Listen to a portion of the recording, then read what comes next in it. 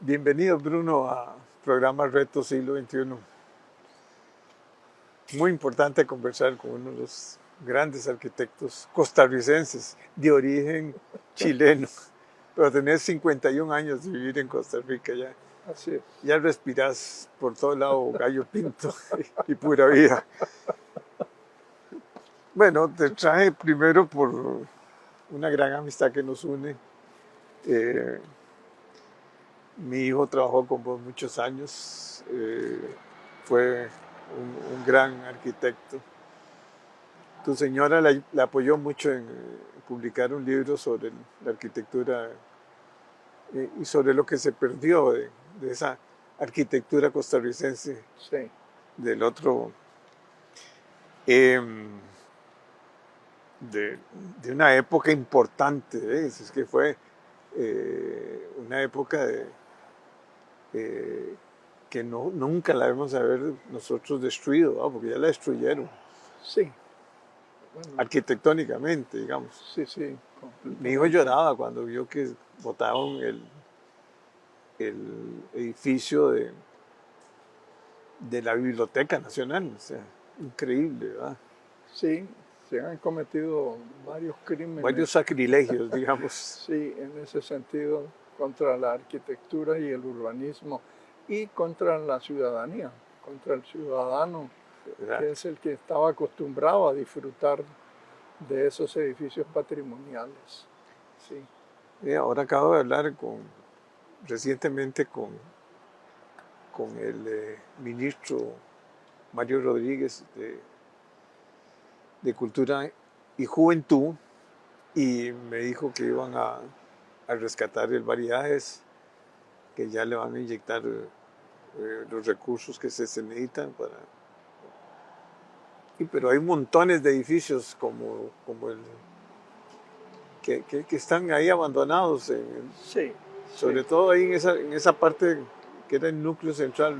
Yo nací, no nací, yo nací en San Pedro, en La Granja, y cerca de Liguerón, que ya no existe Liguerón. Eh, También viví en Barrio Escalante, que ahora ya no lo reconocí.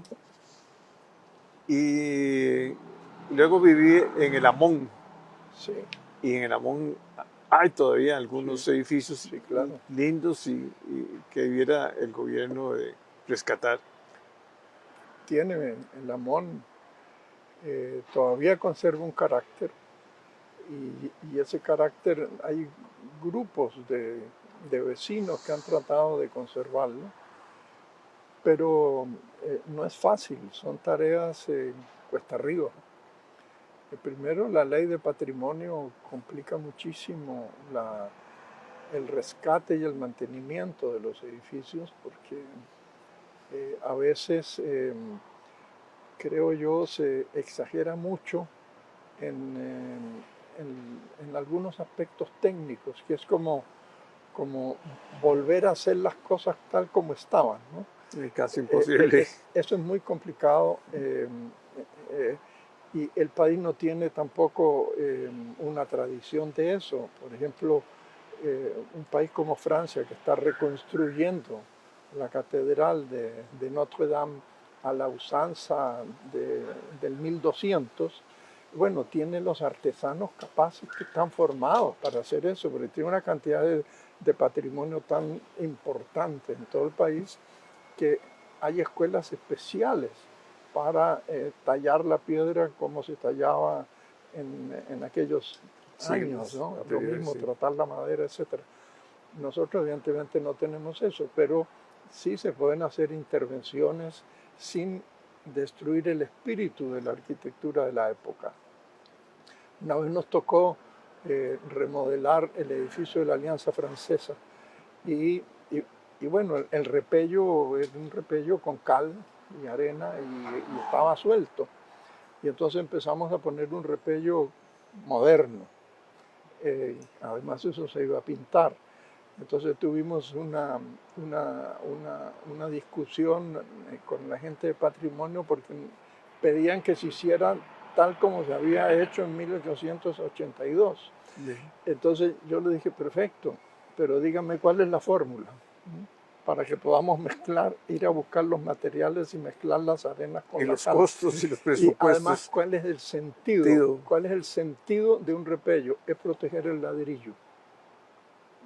El ladrillo es lo que mantiene las paredes monolíticas. Entonces, pongámosle un repello, como lo hacemos ahora, pero sin destruir la esencia de la arquitectura de la casa. Y finalmente se llegó a ese acuerdo. Entonces, algo de eso sucede, ¿ves? También la gente ni quiere que le declaren patrimonio una casa. Entonces, Y bueno, pero hay ciudades también como México eh, que, que mantienen por lo menos la fachada, ya en la parte interna sí, ya le hacen algunas claro, modificaciones, ¿verdad? Sobre sí. todo ahí cerca de No, es que sí, se México, es un moderniza museo, todo. es un lindo. Sí, completamente, completamente, Ciudad de México. Eh, claro, la vida cambia y la gente quiere comodidad, que es lo más lógico. Entonces los edificios hay que agregarle esas cosas. La cuestión es cómo se le agrega para no destruir el patrimonio, sino que actualizarlo. Bueno, Bruno, pero además vos podés decir que sos el padre, digamos, de la arquitectura tropical. ¿Ah? En 2006 escribiste un libro sobre esa arquitectura, sobre los elementos, la importancia de los requisitos. Es más, aquí estamos a la par de un edificio que vos estás construyendo, el BAC, el Holcim, el apartamento Le Parc, la British, y hay un montón Sí, de edificios que son sí, parte de tu sello. Es interesante hablar del sello de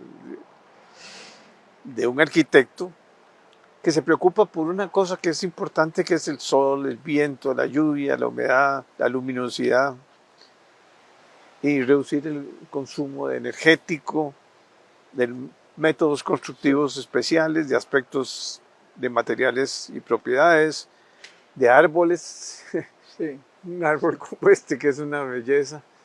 Eh, Hablemos un poco de eso que es tu sí, genera, tu ok, producto. sí. Bueno, eso surge como un inmigrante que llega al trópico. Yo nací en un país de 4 estaciones y evidentemente, bueno, el trópico no lo conocí. No lo conocía y cuando llegamos en 1973 a vivir al trópico, bueno, fue un impacto importante, positivo, pero no entendíamos el trópico. Y entonces durante un tiempo lo que yo había estudiado en la escuela de arquitectura decía, pero es que yo no puedo hacer aquí una arquitectura mediterránea en el trópico. Aquí una pared pintada de blanco se llena de hongos, un techo plano de losa de concreto eh, no resiste la lluvia, etcétera, etcétera. Y entonces empecé a estudiar un poco y me decía, pero es que hay medicina tropical, hay médicos especializados en la medicina tropical, hay música, hay literatura, está Alejo Carpentier, están los músicos, de repente apareció, ¿no es cierto?, el bossa nova, que era una mezcla de ritmos contemporáneos con ritmos originales. Entonces, y la arquitectura no podrá seguir eso. Y entonces por ahí me subí en esa bicicleta, por decir, y empecé a pedalear y escribí mucho pensando que cómo podía ser, cómo se podía llegar a hacer una arquitectura con características y me di cuenta que siempre a través de la historia la arquitectura ha seguido al clima. Ha seguido al clima y ha seguido a las vivencias de la gente. La manera de vivir en el trópico de una persona es diferente de la manera de vivir en otras regiones del planeta. ¿Por qué? Pues tiene una relación muy amigable con una naturaleza pródiga, un clima con variaciones mínimas de temperatura esto que estamos haciendo aquí lo podemos hacer en cualquier mes del año, ¿ah? Sí, prácticamente. Prácticamente, ¿no es cierto? Solo en octubre que cuesta Que mucho a tal veces vez por la lluvia, que pero podría es llover un muy, poquito, pero bueno, pero siempre en las mañanas es una mañana claro, así. sí. Esto es una belleza. Es una, bueno, y eso lleva después, ¿no es cierto?, a que tengamos un aire limpio que ¿por qué no lo usamos para ventilar los edificios en vez de recurrir a equipos De como mecánicos recurrir a aires acondicionados, que son costosos y mantenimiento y de costo. repente tal vez no son tan sanos? En algunos lugares hay que usarlos, claro, pero también hay que usarlos, por ejemplo, eh, em, de tal modo que sean un complemento de la arquitectura. El arquitecto a través de su oficio tiene que resolver los problemas con la arquitectura, con el diseño.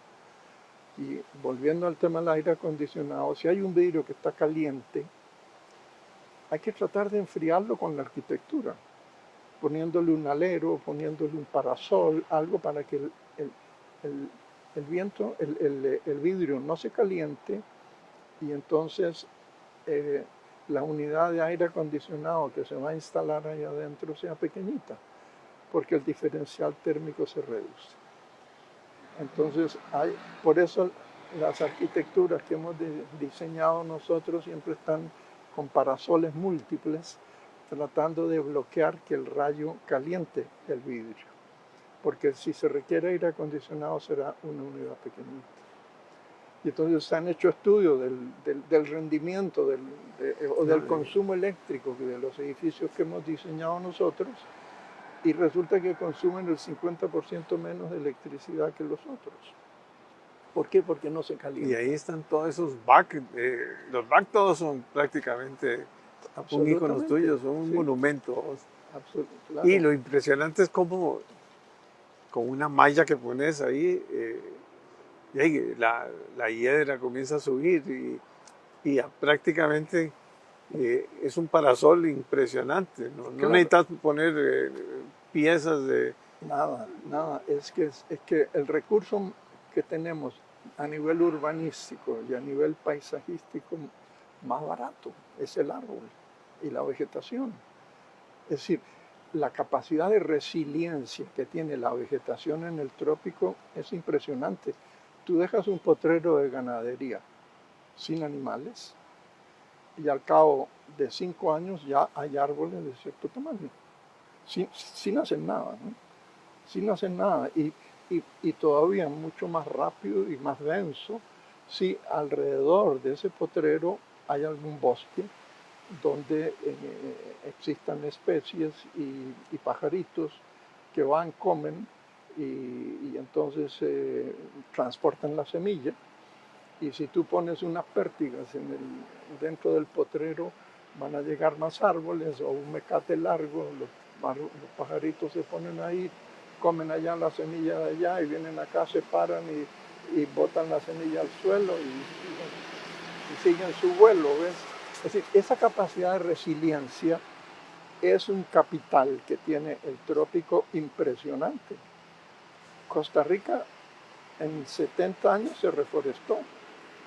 Después de un proceso de deforestación que empezó más o menos en los años 50, llegó a tener un 25% de cobertura forestal por ahí.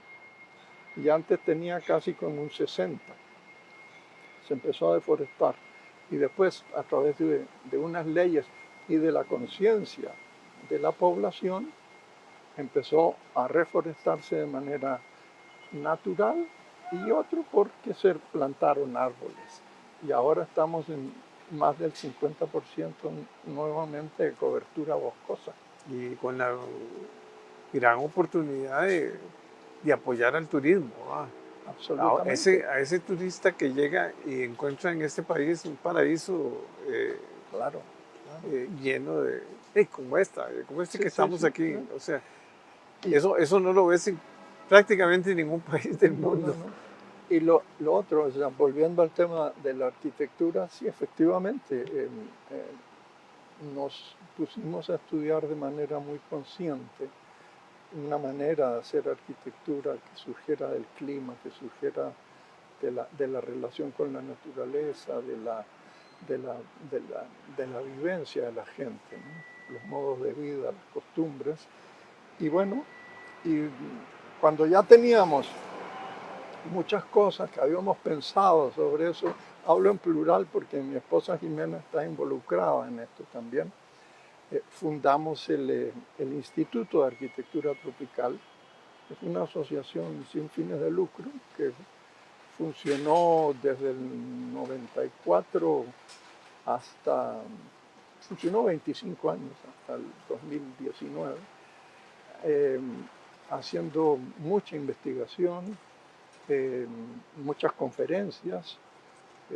Trajimos a más de 40 arquitectos invitados a Costa Rica de la franja tropical del planeta, con un nivel y reconocimiento internacional muy alto. Se publicaron muchos libros. Por ejemplo, de esos libros que publicamos ahí, uno de ellos es, bueno, este que te dejé de Ciudades Tropicales Sostenibles, que es un libro pionero, y también una recopilación del patrimonio que dejaron las fincas bananeras en Costa Rica, que es una arquitectura adaptada al clima, al clima, ¿no es cierto? Increíble. Hasta eso, mi abuelo, yo no lo conocí, el Woodbridge, pero sí el otro abuelo, el abuelo González, vivió fue capitán de Puerto de Limón. Y, claro, y además uno iba a las fincas bananeras y veía cómo levantaban las casas por aquello de la humedad, usaban la madera con gran... y cómo reforestaban todo. A mí lo que me da tristeza, Bruno, es ver la ciudad de San José. Esa la hemos destruido. Me preocupa cuando veo un alcalde que acaba de ingresar a decir que no hay recursos para ver si amplían el bulevar, ¿verdad? No puede ser. O sea, hay cosas que una ciudad tiene que ser verde. Y uno, bueno, yo he tenido oportunidad de viajar a ciudades que realmente me impresionan. Primero, las calles no son para solo los carros, sino que es para la gente, ¿verdad? Sí, claro. Claro. Y San José se nos volvió una ciudad fantasma porque en la noche prácticamente no vive gente. Pero hay que hacer una labor de reforestar. No hay espacio para reforestar. Mira, bueno, sí hay, mira. Nosotros hicimos un proyecto que lo presentamos a la municipalidad y fue acogido parcialmente. En ese proyecto nos ayudó la Embajada de Holanda. En aquella época, el proyecto se llamaba Floresta Urbana. El objetivo era transformar a San José en un bosque urbano.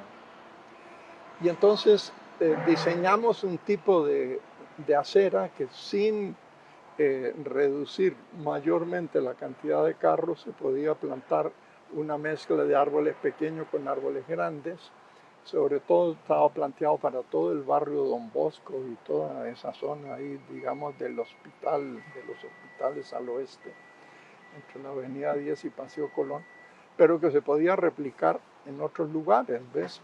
¿Por qué? Porque los árboles aportan beneficios a la ciudad, de todo tipo. En Estados Unidos se han hecho estudios sobre lo que significa comprar en una calle arbolada, circular en auto, en carro, en una calle arbolada, reduce la velocidad, la amplitud. La amplitud lleva a la gente a ir más rápido. Cuando tiene árboles hay un sentimiento de que es más estrecho, entonces va más lento. Se reduce la isla de calor en la ciudad, o sea, todo es más fresco. Hay unos estudios que relacionan la cantidad de árboles con la amortiguación de las emisiones de CO2 o lo que puede generar el ciclo de vida de una persona en la naturaleza relacionada con la cantidad de árboles que se necesita para compensarlo. Todos esos estudios están hechos, ¿ves? Están hechos. Y en San José hay muchos proyectos. nosotros hicimos, no sé, un montón de proyectos que los presentamos. Bueno, se hizo San José posible, o sea, la peatonización, que era una parte de la Avenida 4, ¿no? Eso fue un trabajo que sí resultó, el proyecto era mucho más amplio, pero esa parte que era la primera etapa sí se hizo y se hizo bien, completa. Faltaron algunas cosas, pero está bien, está funcionando. Permitió que la actividad de la parte norte circular. del centro cruzara la avenida Segunda, que es como un canal, ahí un tajo urbano, ¿no? Que lo que hubiera al otro lado tuviera fuerza como para que la gente se aventurara a cruzar la Segunda Avenida y generar una arteria de gran movimiento, ¿ya? Que la gente la usa mucho, funciona bien, ha mejorado la calidad de vida, pero la inversión privada ha sido muy limitada. Nosotros imaginábamos que algunos de los edificios sin valor patrimonial no solo se iban a pintar y remodelar un poquito, sino que iban a poder crecer un poco también, algunos 4 o 5 pisos de altura, dar cabida, pero bueno, todo eso, la ciudad se ha abandonado, Tristemente. Sí, se ha abandonado y mira, yo una vez cuando era estudiante me dijeron que cuando uno quería decir algo y lo había escrito era mejor leerlo. Entonces, mientras te esperaba, escribí aquí una pequeña cosita y dice lo siguiente. Dice, desde hace años que San José viene postrado y grave en una ambulancia con su sirena a fondo. Suena la sirena que lleva a San José. Algunos le abren paso, otros indiferentes no se mueven. Los paramédicos se esfuerzan por mantenerle sus sistemas vitales, hasta la cirugía mayor que necesita el paciente. Tratan de mantenerlo. El viaje de la ambulancia no termina, se alarga.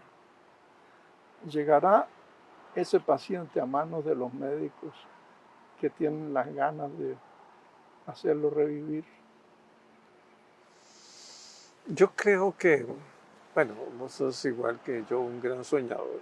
Igual que mi hijo, Richard, Sí, que Richard era un soñador. Un gran compañero. Un gran compañero y amigo tuyo. Y vos fuiste una gran guía para él. Y yo me acuerdo en la frustración cuando el kiosco frente a la catedral, kiosco en el Parque Central, lo cambiaron, la arquitectura. Él luchaba por eso y decía, ¿qué está pasando? O sea, que esta ciudad se muere. Y él escribió algunas, ya veo que vos sos también un filósofo importante. Y creo que es importante. Voy a ver si rescato yo parte de lo que él escribía. Pero él añoraba, por ejemplo, todo ese barrio Amón, el rescate de todo ese barrio Amón, el rescate de Otoya, el tener, por ejemplo, cafeterías cerca de o sea, acabar con la cultura del carro un poco, sacar el carro de la ciudad para hacer la ciudad, primero para vivir, porque la gente no vive en San José, desgraciadamente. No, se ha abandonado. Pero mira, es que hacer un proyecto en San José demanda un esfuerzo muy importante y requiere del apoyo del gobierno, de las instituciones, de varias instituciones, porque por un lado está la municipalidad, pero por otro lado está el Ministerio de Obras Públicas, que tiene una serie de vías que le pertenecen. Después están los bomberos, que exigen una serie de normas para que las máquinas puedan entrar y salir. Compañía Fuerza y Luz, que también tiene instalaciones ahí. Entonces, hay que poner a una serie de instituciones en línea con el objetivo de lograr algo. Eso es bien difícil, es súper difícil. Y la única manera de hacerlo, digo, por experiencia que hemos tenido ahí cuando se hizo la Avenida 4, es de una dedicación constante de años y de no, No aflojar. no abandonar constante y luchar a todos los niveles de la jerarquía burocrática por todo lado. Eso por un lado. Y por otro lado, eh, la, la empresa privada y la gente tiene siempre ganas de colaborar cuando se da cuenta que el fin es un fin positivo y que la gente que está involucrada está por lograr ese fin de una manera honesta. Siempre se consigue el apoyo, siempre. Reforestar, por ejemplo, una cuadra. Se necesitan 32 árboles, perdón, 16 árboles. Unos 8 grandes y 8 pequeños. Eso, desde el punto de vista de lo que cuestan los árboles, Sí, nada. no es nada. ¿Qué viene después? El cuidado. Entonces, el cuidado hay que convencer y hablar con la gente que se va a disfrutar. Que se comprometan a Los vecinos, darle mantenimiento a los vecinos. Y lo van a cuidar. Entonces, fíjate, entonces, si tú puedes ir llenando la ciudad, pero es que eso además no solo es una cuestión, digamos, media que la gente puede decir románticos, aquel par de individuos que están hablándonos aquí son unos románticos. No, no, no. Veámoslo desde el punto de vista ingresos. Costa Rica se ha destacado en el mundo por algunos programas, ¿no es cierto?, de sostenibilidad. De sostenibilidad, pero a nivel macro. Estos certificados, ¿no es cierto?, por mantener los bosques que ha vendido Costa Rica con mucho éxito. Y bueno, eso le genera unos ingresos que algunas instituciones, compañías, corporaciones grandes del mundo tienen interés en hacerse ver que están preocupados por el ambiente y que ya las normativas en sus países les exigen eso. Entonces, eso funciona muy bien, pero podemos escalar, decir, no, es que ya no solo es mantener los árboles, ahora vamos a mantener y vamos a cobrar por mantener la biodiversidad. Eso está muy bien. Y se entiende. Ya no solo mantenemos árboles, mantenemos la biodiversidad, que es lo que realmente importa para la fijación de CO2 y el mantenimiento del equilibrio del planeta. ¿Y por qué no llevamos ese concepto a la ciudad y vendemos biodiversidad urbana? Eso es novedoso, eso nadie lo ha hecho. Eso lo planteamos en el proyecto Floresta Urbana. Y entonces una ciudad que planta árboles de manera consistente y que empieza a verse verde, puede empezar a buscar un financiamiento para, como una ciudad que protege la biodiversidad urbana, ya no los bosques y los cerros, sino que adentro de la ciudad, que es donde está el ciudadano. Y entonces, pero para hacer eso, uno puede tener las ideas, como estamos conversando, pero entre el dicho y el hecho hay un trecho lleno de sacrificios, y ese es en lo que está fallando, es cómo se juntan esas dos. Es inconcebible que algunas instituciones, algunas municipalidades no gasten su presupuesto al 100%, que no tengan la capacidad o el deseo, la voluntad diría yo más bien, de invertir lo que se les asigna. Es más fácil no hacer nada. Sí. Es más fácil. Entonces, ahí hay un tope, ¿no es cierto? Hay un tope que hay que realmente ver cómo se afloja, cómo se convence. Y eso no es solo para los que piensan, para los urbanistas, los arquitectos,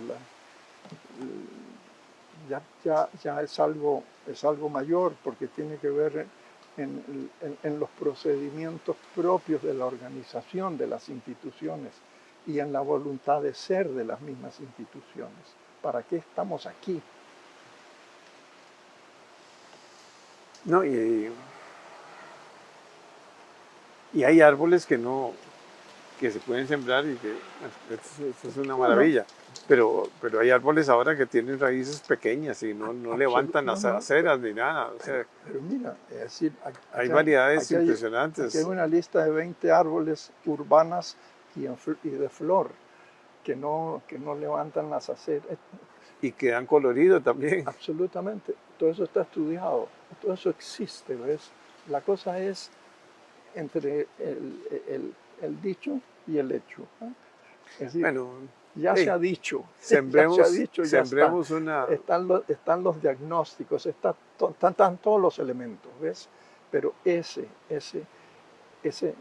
tránsito entre el pensar y el hacer, el ejecutar, es el que está fallando de manera contundente. Bueno, Bruno, muchas gracias. O sea, es una gran oportunidad. Sé lo que has luchado por esto y te admiro por eso.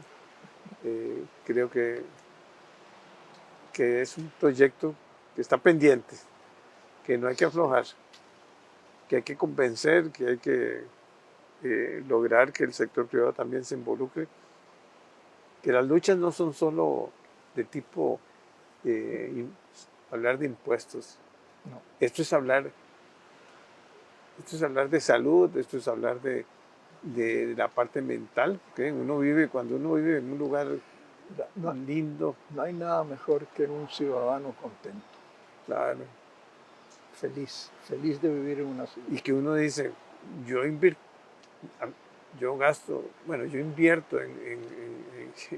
en impuestos, pero invierto también para que no se genere no generen más burócratas, más puestos de burócratas. Lo que quiero es que me retribuyan o que ayuden también a los más necesitados. Pero es muy triste cómo los municipios y como el gobierno central no se preocupa por el ciudadano, muchas cosas, ¿verdad? Muchas gracias, Bruno. Esperemos que el paciente llegue rápido y que lo atiendan en el hospital. Muchas gracias. Mucho gusto.